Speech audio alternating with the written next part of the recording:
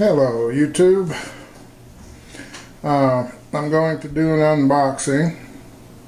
Oh wait, it's already unboxed, isn't it? This is my knife from Scott, bassfuryvi, and when I told him I got it, he said, "Oh great, did you do an unboxing video?" And I said, "No, I was in too much of a hurry. I just ripped that sucker open and took it out." And it's just really cool. I could not be happier. Let's go over some of the features. And the original idea for this, I saw Scott using one of his knives that struck my fancy, and I thought, I have a good use for that, and I do. This is not going to sit around. This one's actually got a lot of work to do, and I don't have to go far to do it because it's right in the backyard. And I wanted a good light brush trimmer that I could kind of just wear around the property here. And in the summertime, I have bushes in the backyard. They kind of ring the backyard, and they just grow like weeds. Just ridiculous how they go. And so I run under them with the lawnmower, and I'm constantly getting hit in the face with them. So what I like is a knife about this size that I can trim with. Some of them are kind of big, and this will whack them out of my way, and I don't have to stop and run get a saw or anything else. I can just knock them down with this. And of course in the woods this will be a great knife too. We'll start right here. We've got a dangler, so that means sitting down on the mower or walking around or anything else isn't going to be a problem. It'll swivel nicely on that hook. And let's take the knife out for a second. And let's start with the sheath. And this sheath is exquisite. He just, it's kind of hard to describe, but him and I are both into, Vikings, Saxons, Celts, that whole era. And when it come time for him to make my knife, I didn't have a lot of, I wanted him to use his own imagination. Didn't have a lot of requests. The only two that I had is I wanted it to kind of look like it could have came from that era. It didn't have to be hard and fast, so anybody that looks at the sheath or knife and say, well, they wouldn't have done this or that or had this or that. It's just the genre, the idea of it. And I think he just nailed the heck out of it. With the hanger on here, has this, our dangler, an actual hanger is a little bit different affair, would go on the side. But for our intents and purposes in the discussion here, that's what we'll call it. Not a true one, so don't fill up the my little column down there. I understand the difference between a real hanger and a belt loop like this. Everything is it just looks like it could be from that era. The way he cut it, the way he finished the edges, it's just exactly what I would expect to see. The stitching, which if I remember right is all hand done, is exquisite. Better than mine, I think. Although I do much heavier duty leather, and I actually sew with sinew, so it's a little harder for me to get mine this perfect. But to do this by hand, it's just great. It really is. And there's design work, and we've got his little Saxon emblem here, and we've got it up here. Let's see if we can bring that in. And I like that. The sheath is certainly good and sturdy. This will, if I do my part and take care of it, will last for many years. And rather than make a pouch for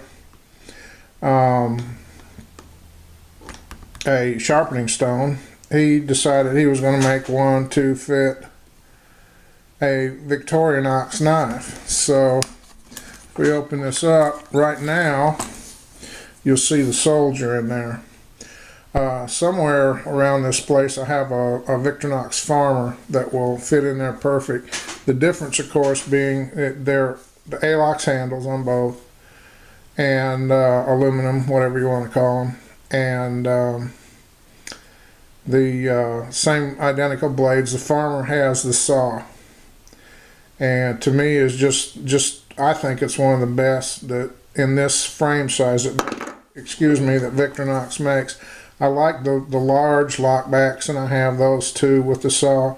The Ranger series, got a couple of those and love them, but for this size pouch, the Farmer is just going to be ideal for that. You've got all the tools that really matter and none of the ones that you probably never use.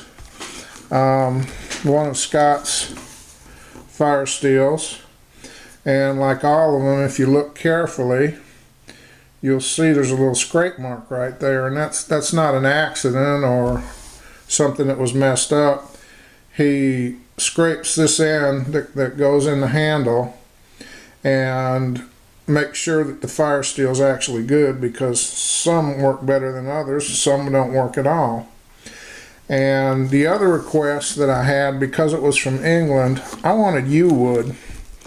That just reminds me of Robin Hood and bows and everything, so he got some yew wood, and here it is. And it's his stylized, I guess you could call it a Coke bottle. It's not exactly one. I think it's more of his own original design, if you will. But nicely sanded. There's not a hot spot on it. Smooth as it can be. And as you can see, it fits my big old bear paw just right. Goes end to end, and exactly what I need. Got a nice bulbous tip here, so I can use a grip on it like a Luku or anything like that. If I want to do snap cuts, I can grab it here, saber grip. Everything's comfortable. And he did a lot of tests. If you see the tests that he did on it, the blade cuts, it's good and sharp. He did a lot of chopping with it and just really put it through its paces. So I have no doubts whatsoever that this thing is going to do the job. And it's he likes big, heavy-duty knives that aren't going to break, and that's exactly what this is. Big, heavy-duty, wide blade. I don't think that a person with just his hands and even a small baton could do much to this. The thickness coupled with the extreme width of the blade, that's probably 2 inches there or so, you're not going to hurt it. And the wood will darken over time. It's just going to get more pretty. And a little bit of linseed oil. Has red liners. And I absolutely love it, Scott. It's exactly what I wanted. It just looks like it came from the right ear. Everything about it's the way it should be. It's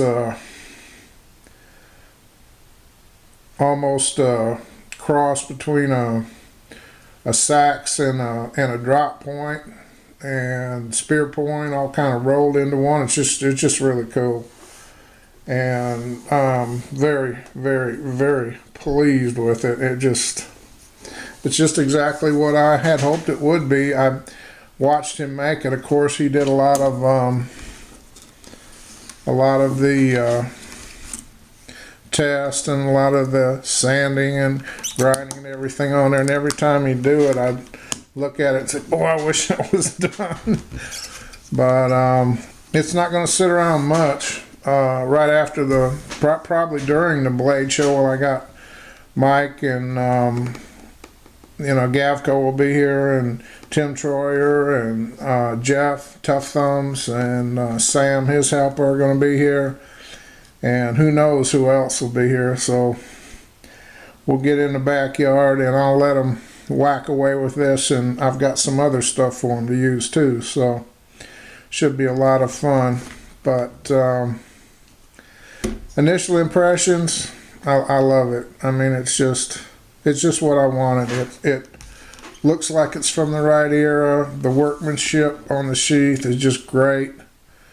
He obviously spent a lot of time and really did it up right. I mean, I wouldn't change anything on it. That's the best testament that I can give for it. I would, if he said send it back and I'll fix whatever you want, I'd say, well, nothing to fix, so I guess it'll be staying here.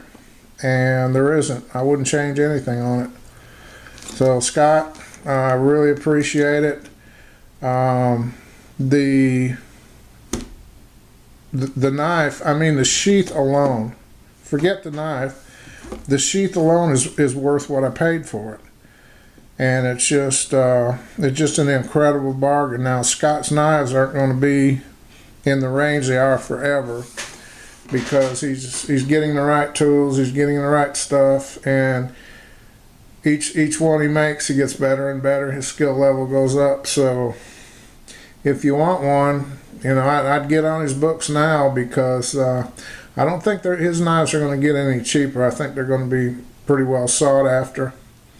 And I'm really happy that I have one. It means a lot because it's from a friend.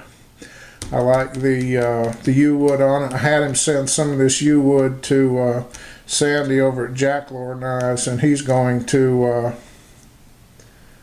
make at one of his woodlore style knives for me, and using the same or at least yew wood on it, so I'll kind of have a match set. And I'm really looking forward to that. And I highly recommend his knives. If you look through my past videos, those of you that may have seen it, he did a test knife. If you go to his channel, and you'll see him slamming that knife into a big old log and beating it around and trying to break it. He never did. And I had him send it to me, and I finally managed to break it, but what I had to put it through to break it was just ridiculous. I did the same thing he did. I drove it in wood, I beat it around, I straightened it out, and finally I've got a big old vise down in the basement, and I had to chuck it up in that vise, and finally managed to snap it with a big sledgehammer, remembering that it's already been beat on for Lord knows how many times it was hit between him and me. And the grain structure was just perfect. So, I can't wait to get a knife from him. If you get one from him, he's just got his heat treat nailed down. And that steel, his old one, was just really fine, really perfect. You couldn't beat it. And next weekend is a blade show, and Wise Old Knives will be there, and Mr. Gavco will be there, and Tim Troyer will be there, and we've got a table, or I've got a table, I should say, and it's going to be table 20H. So if you want to talk to Micah's, and Tim have graciously consented to help me out and be at the table, and they'll be around. You can talk to them and play with their knives, and hopefully you'll buy some of mine, or you might get one from Gavco or Tim or whatever. But if nothing else, just come by and give us a shout and say hello. We really appreciate it. I appreciate all my viewers and subscribers, and I know I'm way overdue to run you guys a little contest, and I'll try to do that. But getting ready for the blade show, I just can't. And then I managed to take a big chunk out of my hand right in here, down on the buffer. That's why I tell you guys to be careful. And as long as I've been doing it, it got me. Why? Because I was careless and didn't follow my own safety rules, guys. If I had them, that wouldn't have happened. So when I tell you guys the safety rule, follow it. You know, don't be like me. Don't, you know, do as I say, not as I do. And I'm going to follow that myself. So take it easy, and we'll talk to you later. Bye.